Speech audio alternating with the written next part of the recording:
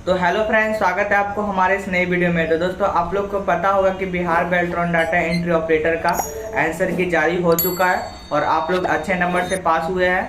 लेकिन आप लोगों को उसमें थोड़ा सा दिक्कत है कि बेल्ट्रॉन नॉर्मलाइजेशन लागू करने जा रहा है। तो बहुत सारे लोगों को दिक्कत है कि नॉर्मलाइजेशन में नंबर घट जाएगा या बढ़ जाएगा। आज की इस वीडियो में आपको यही डिटेल में बताएंगे कि आपका जो नंबर है वो किस कंडीशन में नंबर बढ़ेगा और किस कंडीशन में आपका नंबर घटेगा।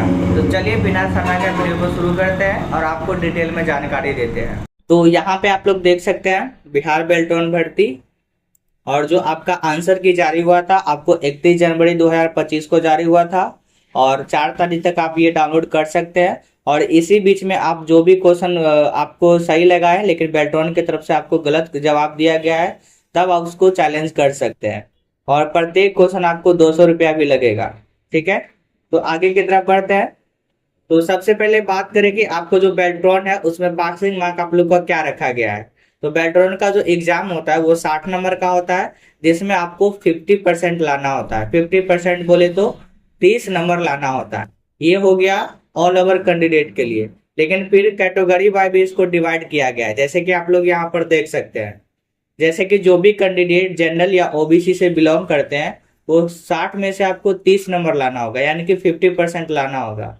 फिर आता है SC ST या ऑल फीमेल कैंडिडेट, उनको 60 में से आपको 27 नंबर लाना होता है, 10% आपको छूट दिया जाता है। फिर आता है उन कैंडिडेट जो विकलांग कैंडिडेट है, उनको आपको 60 में से 25 अंक लाना होता है, यानी कि इसको स्पेशल 15% की छूट दिया जाता है। तो ये तो हो गया आपका कैटेगरी बाय परसेंटेज के, जिसमें आपको पासिंग मार्क मिलेगा। तो आप लोग समझ चुके हैं। फिर हम आगे बढ़ते हैं कि आपका जो नॉर्मलाइजेशन बनेगा वो किस प्रकार से बनेगा। तो यहाँ पे हम लोग एग्जाम्पल को फर्स्ट लिए हैं और टोटल 4 कैंडिडेट को लिए हैं, जिनका एग्जाम में कुछ इस प्रकार से मार्क्स आया है। 50 नंबर है पहला कैंडिडेट का, दूसरा का 40 है और तीसरा का 30 नंबर है, और जो चौथा कैंडिडेट है उनका 25 नंबर है। तो यहाँ पे आप लोग देख सकते हैं ये आफ्टर नॉर्मलाइजेशन रिजल्ट है, और सॉरी यहाँ पे बिफोर नॉर्मलाइजेशन रिजल्ट होगा, तो इसको हम सही कर देंगे। तो यहाँ पे आप लोग देख सकते हैं कि जो आपका एग्जाम में रिजल्ट आया है अभी के टाइम में वो 50 आया है, और जो आप लोग का क्वेश्चन है वो इजी है, यानी कि इजी क्वेश्चन में आप लोग 50 नंबर ले आए हैं। तो उसके बाद है फिर दूसरा कैंडिडेट के मॉडरेट है, यानी कि थोड़ा सा इजी है, ज्यादा हार्ड नहीं, ज्यादा इजी भी नहीं है। फिर आता है तीसरा कैंडिडेट जिनका 30 नंबर आया है और वो उनका क्वेश्चन की जो है टाइप वो हार्ड है, और जो एक चौथा कैंडिडेट है वो क्वेश्चन टाइप वेरी हार्ड है, तो उनका जो नंबर आया है वो 25 है। उसके बाद यदि आपको बेल्ट्रॉन जो आपको नॉर्मलाइजेशन करके देगा वो आपको पहला कैंडिडेट को 48 नंबर दिया जाएगा, क्योंकि उनका क्वेश्चन क्या था, इजी था।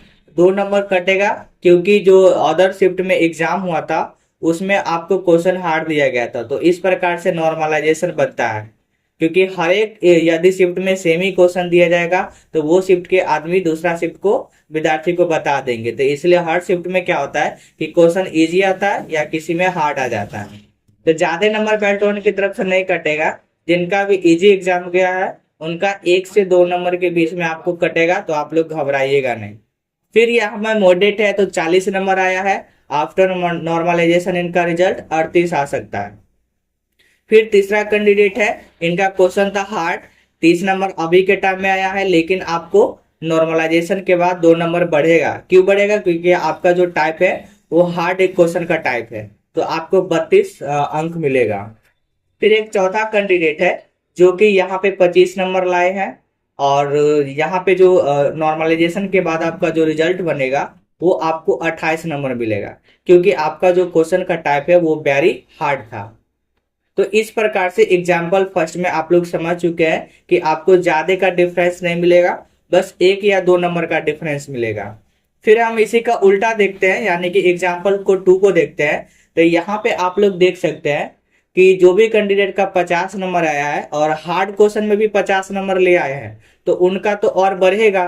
तो यहाँ पे देख सकते हैं कि 53 हो जाएगा, यानी कि 2 से 3 नंबर के बीच उनका भी बढ़ेगा। फिर आता है कि जिनका 40 नंबर आया है अभी के टाइम में और वो हार्ड क्वेश्चन में भी 40 ले आए हैं, तो उनको नॉर्मलाइजेशन के बाद 2 से 3 नंबर उनका भी बढ़ेगा। और जिनका क्वेश्चन ज्यादा हार्ड नहीं था और ज्यादा इजी भी नहीं था, वो 30 नंबर लाए हैं। तो उनका हो सकता है कि आपको 1 या 2 नंबर घट भी सकता है और बढ़ भी सकता है। यदि आपको यहाँ पे 30 है तो 1 नंबर घटता है तो फेल हो जाएंगे। ओनली SC ST कैंडिडेट या फीमेल पास करेंगे। तो ये बात आप लोग देख लीजिएगा। फिर आता है कि 14 कैंडिडेट जो कि क्वेश्चन का टाइप इजी दिया है और वो अभी के टाइम में 25 नंबर लाए हैं, तो उनका जो फाइनल नॉर्मलाइजेशन के बाद जो रिजल्ट आएगा वो 20 मार्क्स आएगा, यानी कि वो फेल हो जाएंगे, क्योंकि वो इजी क्वेश्चन में भी 25 नंबर लाए थे और नॉर्मलाइजेशन के बाद भी वो कोई रिजल्ट ही उनको नहीं मिलेगा, यानी कि और नंबर उनका घटेगा ही। तो अब आप लोग को समझ में आ गया होगा कि अब आपको किस प्रकार से नंबर घटेगा या बढ़ेगा। आपको यहाँ पे आप लोग का 2 चीज का डाउट मिलेगा। वो क्या चीज है? तो क्वेश्चन हार्ड या इजी आपको कैसे पता चलेगा? तो हमने यहाँ पर 2 की पॉइंट बनाया है।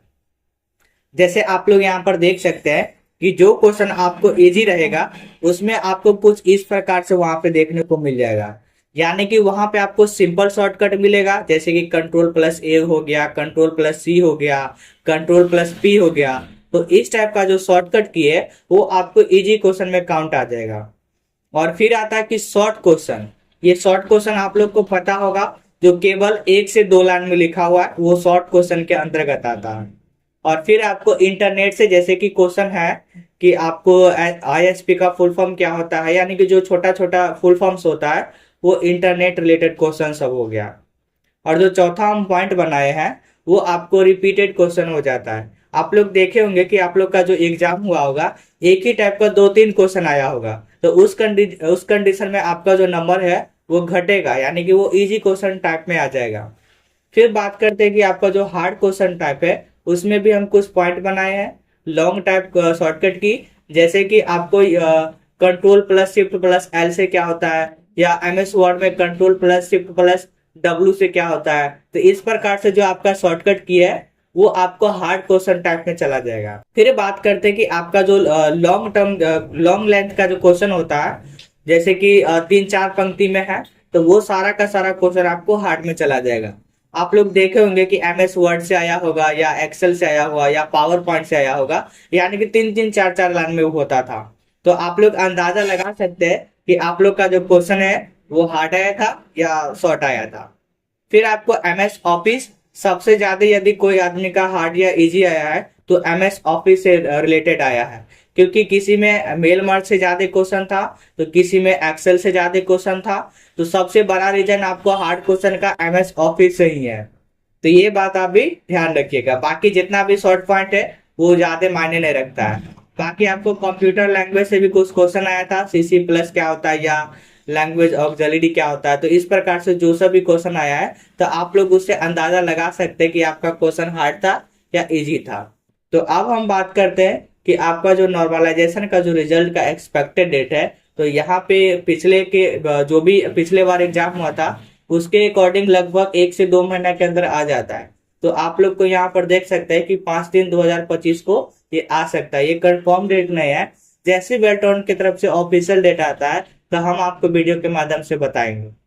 तो इसलिए आप हमारे चैनल को सब्सक्राइब करेंगे ताकि आपको पता चल जाएगा। तो दोस्तों हमने आपको इस वीडियो में Bihar Beltron data entry operator के जो भी नॉर्मलाइजेशन है उसके ऊपर डिटेल में जानकारी दे दी है। यदि आपको फिर भी कोई डाउट होता है तो वीडियो के नीचे कमेंट करिए, हम आपको उसको रिप्लाई करेंगे। और यदि आपको नहीं पता चल रहा है कि आपका क्वेश्चन हार्ड है या इजी है तो आप हमें इंस्टाग्राम पे मैसेज कर सकते हैं, आपको हम क्वेश्चन को चेक करके बता देंगे।